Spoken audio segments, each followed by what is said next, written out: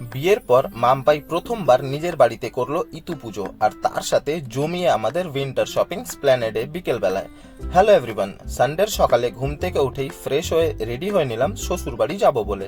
এদিকে মাম্পাইও খুব এক্সাইটেড, অনেক দিন পর পাপা মাম্মার সাথে দেখা হবে। তো আমরা দুজন রেডি হয়ে গাড়ি নিয়ে বেরিয়ে পড়লাম, কিন্তু হাফ রাস্তায় এসে প্রচুর জ্যামের মধ্যে ফেসে গেলাম। আর এমনিতেও খুব দেরি হয়ে গেছিল আমাদের বাড়ি থেকে বেরোতে। তো যাই হোক, মাম্পাইকে ওর বাড়িতে ড্রপ করে চলে এলাম আমি মিষ্টি দোকানে মিষ্টি কিনতে। মিষ্টি কিনে বাড়ি এসে দেখি মাম্পাই অলরেডি ইতু পুজোর জোগাড়জান্তি শুরু করে দিয়েছে, আর আমি হেলমেট পরে বসে ওর গোছানো কাজগুলো দেখছিলাম। ভীষণ সময় নিয়ে মাম্পাই আবার পুজো আচ্ছা করে। এইদিকে মাম্পাই খুব পাকাপোক্ত, যেটা আমার মধ্যে এক ফোঁটাও নেই। পুজো করা আমার দ্বারা হয় না, তাও আবার এত মনোযোগ দিয়ে। যাই হোক, মাম্পাই নারকল কুচিয়ে ময়দা মাখিয়ে 32টা পিঠে বানিয়ে নিল দারুণ করে। তারপর মাম্মা আর মাম্পাই মিলে একসাথে শুরু করলো ইতু পুজো করা। তো আপনারা পুরো পুজোটা দেখুন আগে।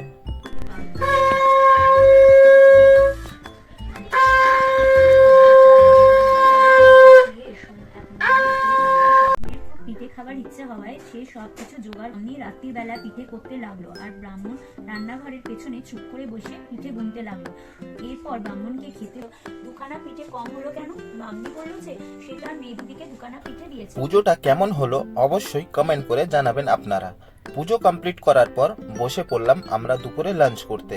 লাঞ্চে ছিল গরম গরম খিচুড়ি, আলুর দম, পাঁপড় ভাজা, আলু ভাজা আর সাথে চাটনি।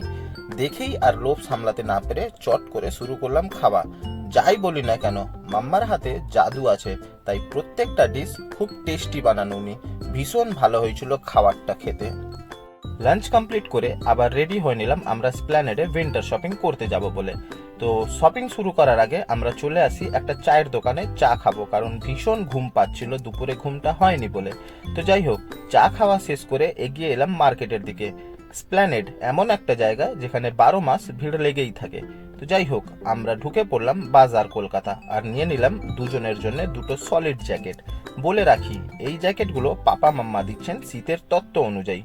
কেনাকাটি শেষ করে আবারও চলে এলাম একটা ফুচকা দোকানে ফুচকা খেতে, যেটা মাম্পাইয়ের খুব ফেভারিট। ফুচকা খাওয়া শেষ করে চলে এলাম বাড়ি। আজকের ব্লগটা এখানেই শেষ করলাম, দেখা হবে নেক্সট ব্লগে। ব্লগটা ভালো লাগলে একটা লাইক করে দিও।